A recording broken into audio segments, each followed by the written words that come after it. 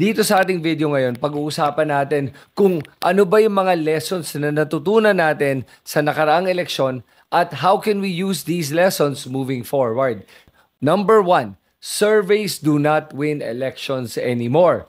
You, the electorate, mga botante, ang nagpapanalo ng mga eleksyon. At dahil dito, nagkaroon ako ng konting pag-asa na at least ngayon, mukhang hindi na tayo masyadong mind condition na itong mga eleksyon na to kung sino ang ating iboboto. At nakakatuwa talaga to, no? Kasi kung tutusin pag tinignan mo, based on the surveys, halos hindi na makapasok si Bam Aquino at saka si Kiko Pangilinan. At dito naman sa resulta, naging number 2 at number 5 pa si Bam Aquino at si Kiko Pangilinan. Hindi lang yon. Even si Marcoleta, who I did not expect or want to win, by the way. Pero sa survey, lumalabas parang mga nasa 12th, 13th place siya. Tapos ngayon, umabot siya even in the top 6.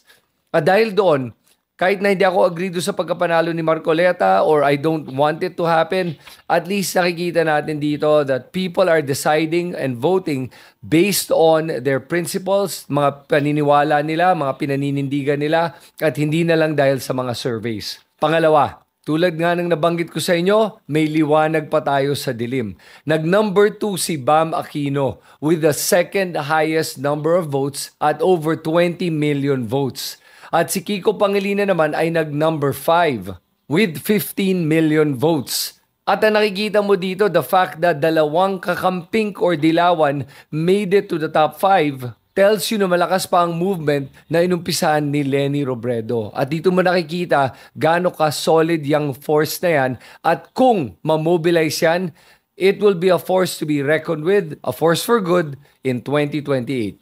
Number 3. Tignan naman natin yung resulta ng ating eleksyon based on alliances.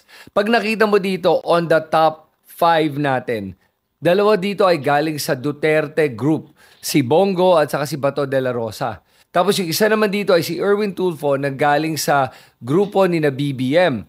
Tapos yung dalawa ay si Bam Aquino at si Kiko Pangilinan. So kumbaga, 2 for Duterte, 2 for the Pinks, at saka isa for Alianza. But if you look at the overall picture of the top 12, si Marcoleta makes it to number 6, followed by Ping Lacson, Tito Soto, Pia Cayetano. Tapos for the 10th and 11th and 12th place, you have Camille Villar, Lito Lapid, and Amy Marcos. So ano ba yung total na to? Lumalabas dito, 5 ay galing sa grupo ni Duterte, 5 naman ay galing sa grupo ni BBM, at yung dalawa galing sa grupo ng mga Pinks or Dilawan.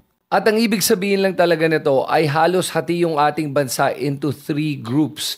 The BBM camp, the Duterte camp, and the Pink camp. Pero ang kailangan mo pansinin talaga dito is yung mga Pinks ay nasa top 5. Kasama ng mga Duterte group na nasa top 5 as well. At yung grupo naman ni BBM ang nag-dominate do sa mga ilalim at natirang spots.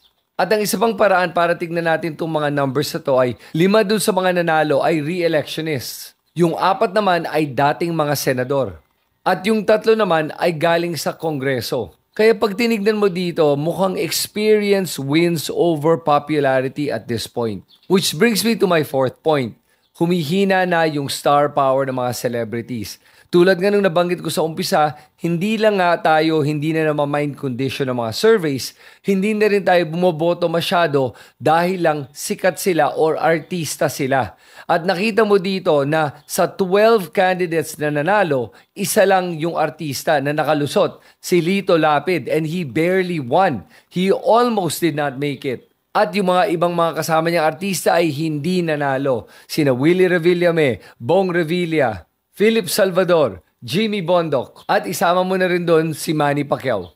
At sa totoo lang, masaya ako dito sa resulta na to dahil nakikita ko nga na kahit papano nag-iisip na yung ating mga botante at hindi na lang nadadala sa mga star power.